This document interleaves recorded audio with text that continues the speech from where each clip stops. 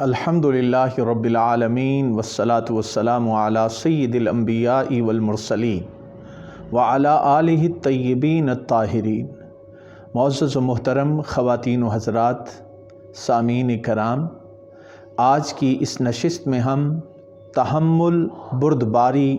اور برداشت کے حوالے سے قرآن مجید کی روشنی میں اور نبی پاک صاحب الاولاق حضرت محمد مصطفیٰ صلی اللہ علیہ وآلہ وسلم کی تعلیمات کی روشنی میں گفتگو کریں گے۔ تحمل اور بردباری کسے کہتے ہیں؟ کسی کی زیادتی پر ضبط کر جانا اور غلطی سے چشم پوشی کرنا، یہ تحمل اور بردباری کہلاتا ہے۔ کسی سے کوئی غلطی سرزد ہو گئی تو اس پر چشم پوشی کر جانا، یہ تحمل اور بردباری ہے۔ اسی طرح کسی نے زیادتی کر دی تو اس کو ضبط کرنا، برداشت کر جانا، اسے بردباری کے حوالے سے یاد کیا جاتا ہے۔ آج کی اس نشست میں ہم اللہ تعالیٰ کے نیک بندے وہ کتنے بردبار اور تحمل والے ہوتے ہیں، اس حوالے سے انشاءاللہ ہم ڈسکس کرتے ہیں۔ اور یہ بات ہم سب کو معلوم ہے کہ جب کہیں لڑائی جھگڑا ہو جائے تو وہاں پر حلم اور بردباری کا اگر مظاہرہ کیا جائے تو جو شخص زیادتی کر بیٹھتا ہے اسے بعد میں پچھتاوا اور پشیمانی ہوتی ہے، اور وہ آ کے خود معافی کا خواستگار ہوتا ہے اور شرمندہ ہوتا ہے۔ اور اگر انسان اسی موقع پر ری ایکٹ کر جائے اور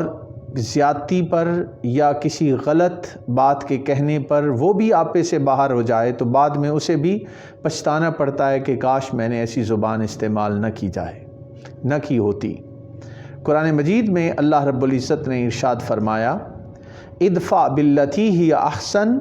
فاذا الذی بینک وبینہ عداوۃ کأنہ ولی حمیم۔ یہ سورہ السجدہ کی آیت نمبر 34 ہے، اور اس میں اللہ رب العزت نے فرمایا نبی پاک علیہ الصلاۃ والسلام سے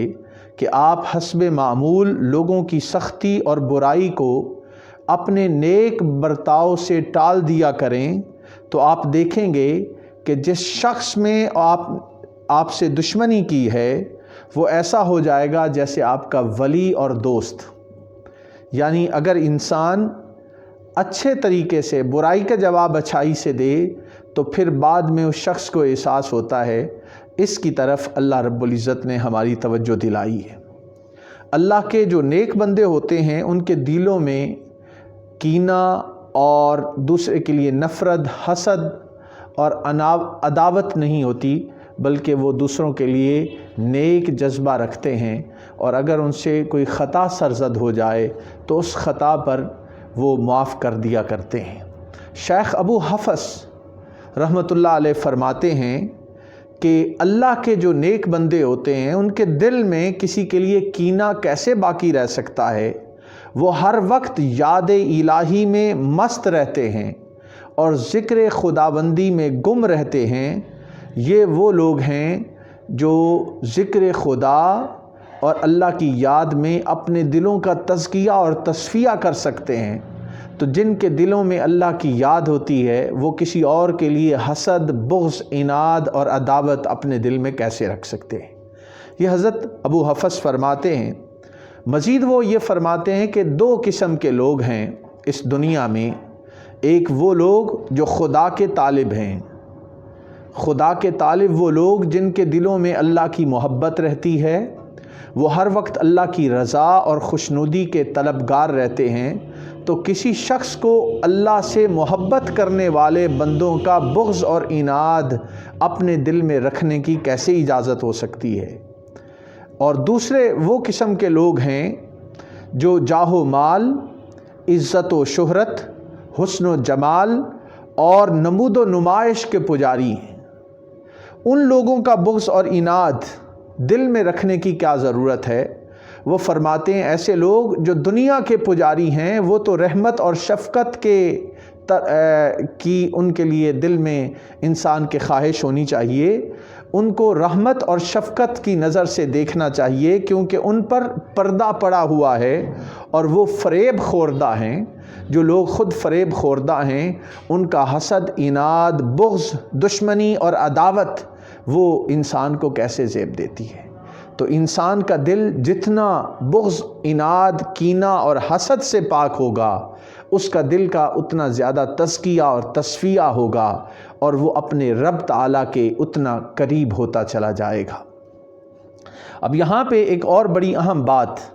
جسے نبی پاک علیہ الصلاۃ والسلام سے حضرت عبداللہ بن عباس نے روایت کیا ہے، وہ بیان کرتے ہیں کہ نبی پاک حضرت محمد مصطفیٰ صلی اللہ علیہ وآلہ وسلم نے فرمایا، جو اس کے لیے علم حاصل کرے گا کہ علماء کے سامنے اس پر فخر کر سکے، یعنی جو شخص اس لیے علم حاصل کرتا ہے کہ لوگوں کے سامنے وہ فخر کر سکے، اور بالخصوص علماء کے سامنے فخر کر سکے، یا اس کے ذریعے بے وقوفوں کے ساتھ جھگڑا کرے، یا مقصد یہ ہو کہ معزز اشخاص کو اپنی طرف متوجہ کرے، تو اللہ تعالیٰ ایسے شخص کو جہنم میں داخل کرے گا۔ معزز خواتین و حضرات، یعنی علماء کے سامنے فخر و مباحات کرنا، یا لوگوں کو اپنی طرف متوجہ کرنا، یا بے وقوف لوگوں کے ساتھ لڑائی جھگڑے کے لیے علم حاصل کرنا، یہ وہ چیز ہے جو انسان کو جہنم تک پہنچا دیتی ہے۔ تو ضرورت اس چیز کی ہے کہ ہم اپنے علم کو اور اللہ تعالیٰ کی معرفت کو حاصل کرنے کے لیے، دنیا داری کے لیے اور ذاتی خواہشات کے لیے کوشش نہ کریں، بلکہ اللہ کی رضا اور خوشنودی کے طلبگار ہمیں رہنا چاہیے۔ ایک اور جو اہم بات یہاں پہ میں عرض کرنا چاہوں گا، وہ نبی پاک علیہ الصلاۃ والسلام نے یہ فرمایا کہ اس ذات کی قسم جس کے قبضہ قدرت میں میری جان ہے، کہ کوئی شخص اس وقت تک صاحب ایمان ہی نہیں ہو سکتے جب تک اس کا دل اور زبان درست نہ ہو، اور وہ اس وقت تک مومن سمجھا نہیں جا سکتا جب تک اس کا پڑوسی اس کے خطرات سے محفوظ نہ ہو۔ اب یہ دو چیزیں سمجھیے، دل اور زبان درست ہو، اور دوسری بات یہ ہے کہ پڑوسی اس کے شر سے محفوظ ہو، تو تب جا کے انسان صاحب ایمان بنتا ہے۔ نبی پاک علیہ الصلاۃ والسلام کے اس فرمان سے یہ بات ظاہر ہوتی ہے۔ حضرت ابو ذر غفاری رضی اللہ تعالیٰ عنہ، ان کے ایک غلام تھے، اور انہوں نے حضرت ابو ذر غفاری کے بکری کی ٹانگ توڑ دی۔ جب ابو ذر غفاری نے ان سے پوچھا کہ بھائی ایسا کیوں کیا ہے، تو وہ شخص کہنے لگا کہ ابو ذر غفاری، میں نے یہ اس لیے کیا ہے کہ تاکہ آپ کو غیظ و غضب میں مبتلا کروں، اور غیظ و غضب میں آ کے مجھے ماریں اور آپ گناہگار ہوں۔ اس پر ابو ذر غفاری نے کہا کہ تمہارے بھڑکانے سے میں ناراض نہیں ہوں گا، بلکہ میں تمہیں مارنے کی بجائے آزاد کرتا ہوں۔ اسے آزاد کر دیا، یعنی اس نے بکری کی ٹانگ توڑی، نقصان کیا، مگر جواباً ابو ذر غفاری رضی اللہ تعالیٰ عنہ کا عمل دیکھیے کہ اس پر اپنے آپ کو غضب میں، غصے میں نہیں لائے، بلکہ اس کے ساتھ احسان کا معاملہ کیا۔ یہ صحابہ کرام کا طریقہ تھا کہ وہ لوگوں کے ساتھ کس طریقے سے پیش آتے۔ معزز خواتین و حضرات، یہ بات بھی ذہن نشین کرنے کے قابل ہے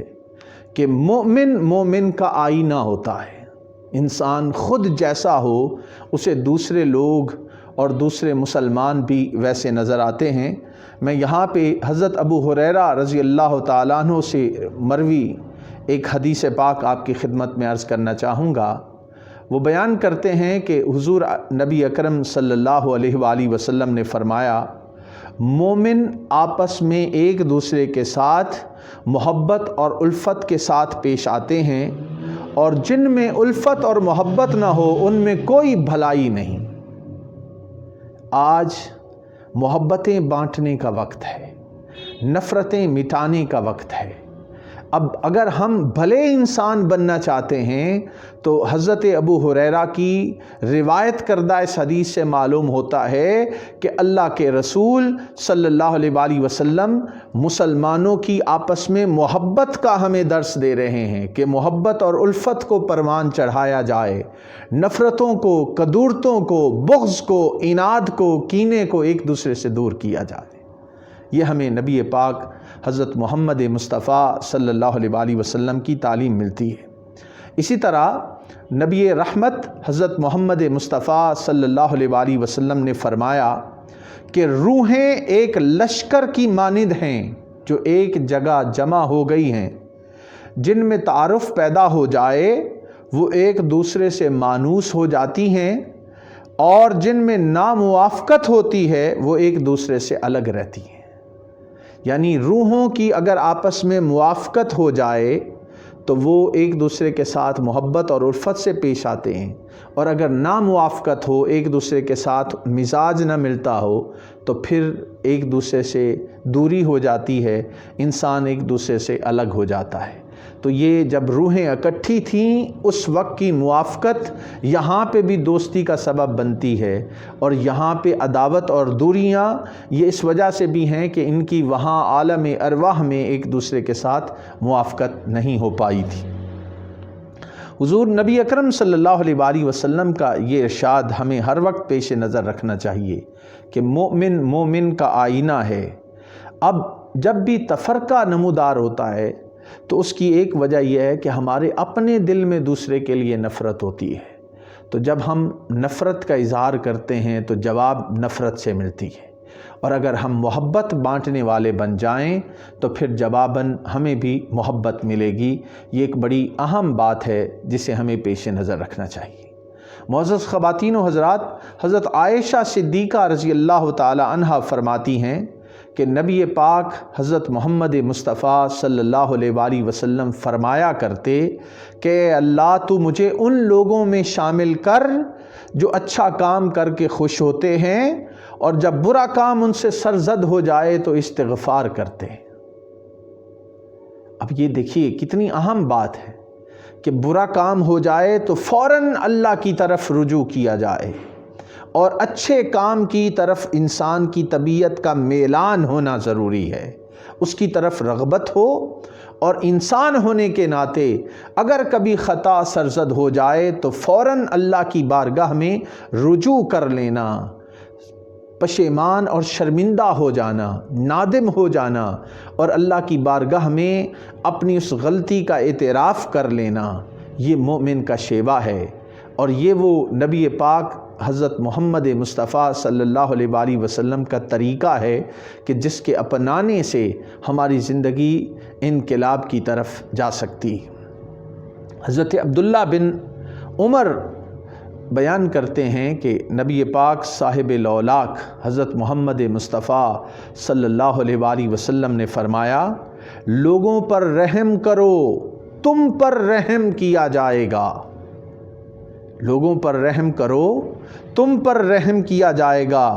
لوگوں کو معاف کرو تمہیں معاف کیا جائے گا۔ اگر ہم اللہ تعالیٰ کی رحمت کے طلبگار ہیں تو ہمیں بھی لوگوں کے ساتھ رحمت، محبت، شفقت کے ساتھ پیش آنا ہوگا،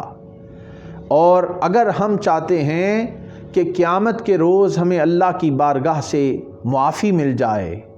چھٹکارا مل جائے، تو چھوٹی موٹی غلطی پر ہمیں بھی لوگوں کو معاف کر دینا چاہیے۔ یہ صاحب ایمان لوگوں کا شیوہ ہے، اور یہ ان لوگوں کا شیوہ ہے جو صحیح معنوں میں نبی پاک علیہ الصلاۃ والسلام کے طریقے پر چلتے ہیں۔ یہاں پر میں ایک اور روایت جسے حضرت جابر رضی اللہ تعالیٰ عنہ بیان کرتے ہیں کہ نبی اکرم صلی اللہ علیہ وآلہ وسلم نے فرمایا، اگر کسی مسلمان نے دوسرے مسلمان بھائی سے معافی مانگی، اب یہ الفاظ غور طلب ہے، کسی مسلمان نے دوسرے مسلمان سے معافی مانگی اور اس نے قبول نہ کی تو اس کو حوض کوثر پر آنے سے محروم کر دیا جائے گا۔ یعنی کوئی شخص غلطی کر بیٹھا اور آپ کے پاس آ گیا اور معافی کا خواستگار ہوا کہ حضرت مجھے معاف کر دیجئے، مجھ سے غلطی ہو گئی ہے، تو اب نبی پاک علیہ السلام فرما رہے ہیں کہ اگر اس نے نادم شخص کو معاف نہ کیا جو خود معافی مانگنے آیا تھا تو وہ حوض کوثر پر جانے سے محروم ہو جائے گا، جہاں پر نبی پاک علیہ السلام حوض کوثر پر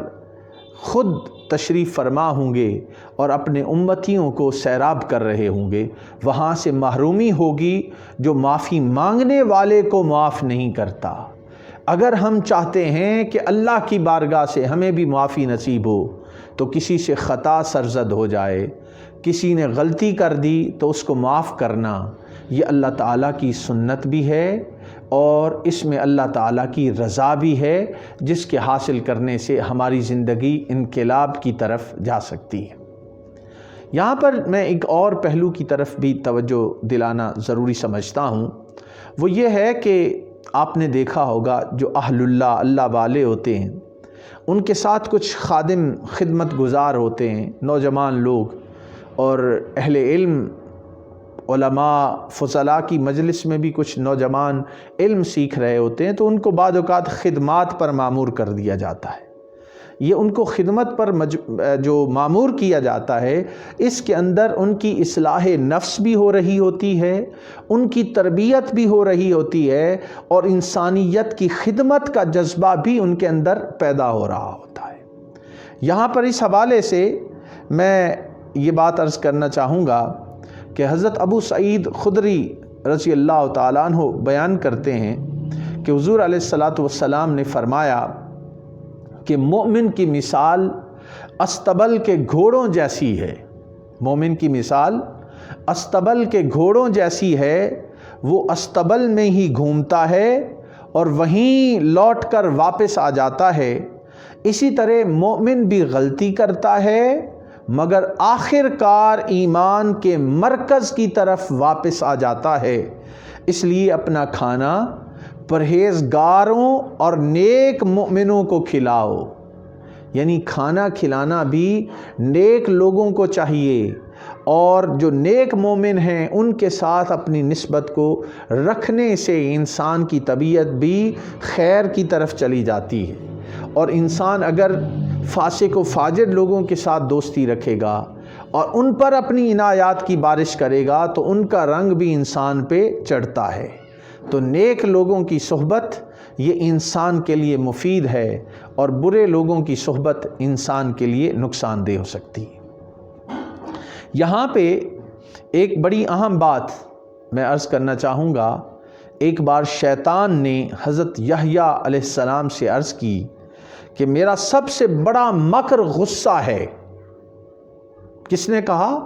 شیطان نے حضرت یحییٰ علیہ السلام سے کہا کہ اے یحییٰ علیہ السلام، میرا سب سے بڑا مکر اور فریب غصہ ہے، جس کے سبب میں لوگوں کو قید کرتا ہوں اور جنت کے دروازے سے روکتا ہوں۔ یعنی انسان اگر غصے پر قابو پا جائے تو پھر وہ شیطان کے شکنجے میں نہیں آتا اور جنت کا حقدار ٹھہر جاتا ہے۔ فضیل بن عیاض رحمۃ اللہ تعالیٰ علیہ سے جب کہا جاتا کہ فلاں شخص نے آپ کی بدگوئی کی ہے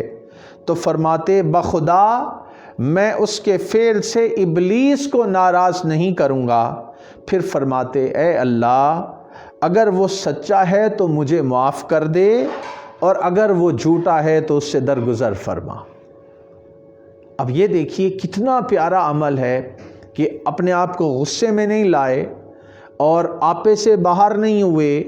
اس کے لیے برا نہیں سوچا بلکہ اس کے لیے دعا کی، کہا کہ میرے اندر خطا ہے تو باری تعالیٰ مجھے معاف کر، اور اگر اس نے غلط بات کی ہے تو درگزر کر دے، معاف کر دے۔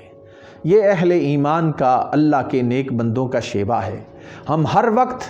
بدلہ لینے کا سوچتے رہتے ہیں، غصے کی آگ میں جلتے رہتے ہیں۔ ہمیں فضیل بن عیاض کے اس عمل کو اپنانا ہوگا کہ اگر کسی نے کوئی بدگوئی کر دی، بد زبانی کر دی، غیبت چغلی اور بہتان لگا دیا، اس سے بھی درگزر کریں اور اس کے لیے نیک دعا کریں، تو اس سے امید ہے کہ اللہ کی بارگاہ سے ہمیں بھی معافی ملے گی، اللہ تعالی ہماری خطاؤں سے بھی درگزر فرمائے گا۔ حضرت عیسیٰ علیہ السلام فرماتے تھے کہ جو شخص ایک برا کلمہ برداشت کرتا ہے اس کے لیے 10 نیکیاں لکھی جاتی ہیں۔ حضرت علی رضی اللہ تعالیٰ عنہ فرماتے ہیں کہ جب تم کوئی برا کلمہ سنو تو اس سے اعراض کرو، جواب نہ دو، کیونکہ اس کے کہنے والے کے پاس اور بھی ایسے کلمات ہیں جو تمہیں جواب میں کہے گا۔ یعنی کسی نے کوئی بری بات آپ کو کہی اور آپ نے جواباً اعراض کیا، مطلب بری بات کا جواب نہیں دیا، تو آگے بات نہیں بڑھے گی، اور اگر آپ نے جواب دے دیا تو جواباً وہ اور زیادہ برے کلمات کہے گا۔ تو طریقہ حضرت علی شیر خدا رضی اللہ تعالیٰ عنہ نے ہمیں بتا دیا کہ کسی نے بد زبانی کر دی، کوئی بری بات کہہ دی تو اعراض کرو، برداشت کریں، درگزر کریں۔ اس کے درگزر کرنے سے بات آگے نہیں بڑھے گی، اور اگر آپ نے درگزر نہ کیا تو معاملہ اور بڑھتا چلا جائے گا۔ حضرت مالک بن دینار رحمۃ اللہ علیہ فرماتے ہیں کہ وہ شخص بردبار نہیں جو اپنا غصہ بلی یا کتے پر نکالے۔ مزید فرماتے ہیں کہ بے وقوف آدمی کو اس کی بات کا جواب نہ دینا، مالک بن دینار فرما رہے ہیں کہ بے وقوف شخص کو اس کی بات کا جواب نہ دینا، اس کے کہنے پر کسی اثر کا اظہار نہ کرنا، کیونکہ اسے یہی بات سخت سے بری لگتی ہے کہ وہ کوئی بات کہے اور آپ جواباً کچھ نہ کہیں، خاموش ہو جائیں۔ تو یہ حل ہے جو قرآن پاک نے کہا نا، وَإِذَا خَاطَبَهُمُ الْجَاهِلُونَ قَالُوا سَلَامًا، جب بے وقوفوں سے سامنا ہو جائے، جاہلوں سے سامنا ہو جائے تو سلام کر کے گزر جاؤ۔ یہاں بھی یہ بات کہی جا رہی ہے کہ بے وقوف جب کوئی بری بات کہتا ہے تو وہ ایکسپیکٹ کر رہا ہوتا ہے کہ آپ بھی کوئی بری بات کہیں گے اور بات آگے بڑھے گی۔ وہ بیان کر رہے ہیں کہ یہ سب سے بڑا آزمائش ہے اور سب سے بڑا جواب ہے کہ کسی نے آپ کو برا بھلا کہا اور آپ اس پر خاموش ہو گئے۔ اس سے کیا ہوگا؟ وہ خود ہی اپنے اناد اور غصے میں جلتا رہے گا اور آپ گناہگار نہیں ہوں گے۔ ایک شخص نے بکر بن عبداللہ المزنی کو بہت سی گالیاں دیں، آپ خاموش رہے۔ کسی نے آپ سے کہا کہ حضرت آپ گالیوں کا جواب گالیوں سے کیوں نہیں دیتے؟ فرمایا میں اس کی کوئی برائی نہیں جانتا جس کی وجہ سے میں اسے برا کہہ سکوں، اور بہتان لگانا میرے لیے جائز نہیں۔ یعنی یہ اگر مجھے برا بھلا کہہ رہا ہے تو کہنے دو، میں اسے برا بھلا نہیں کہوں گا، اس کا عیب مجھے معلوم نہیں، اور اس پر بہتان لگانا یہ مجھے زیب نہیں دیتا۔ آج ہم غصے میں، اناد میں، بدلہ لینے میں، کسی کی ظلم اور زیادتی کے جواب میں اتنا کچھ کہہ جاتے ہیں جس کا وہ مستحق نہیں ہوتا۔ تو اللہ کی بارگاہ سے ہم یہ دعا کرتے ہیں کہ وہ ہمیں تحمل اور بردبار بنائے، یعنی ہماری شخصیت میں تحمل ہو، برداشت ہو، بردباری ہو۔ یہ وہ مومنوں کا شیوا ہے، اللہ کے نیک بندوں کا شیوا ہے، نبی پاک حضرت محمد مصطفیٰ صلی اللہ علیہ وآلہ وسلم کا راستہ ہے کہ وہ دشمن جو آپ کو ہر طرح کی تکلیف دیتے مگر آپ تحمل کا نمونہ بن کے رہے، آپ بردباری کے ساتھ پیش آتے رہے، جو آپ کے ساتھ زیادتی کرتا اسے معاف کرتے رہے۔ یہی وہ وصف ہے جو انسان کو اللہ کی نظر میں بھی اور لوگوں کی نظر میں بھی بلند کر دیتا ہے۔ اللہ رب العزت ہمیں ان چیزوں کو سمجھنے کی توفیق عطا فرمائے۔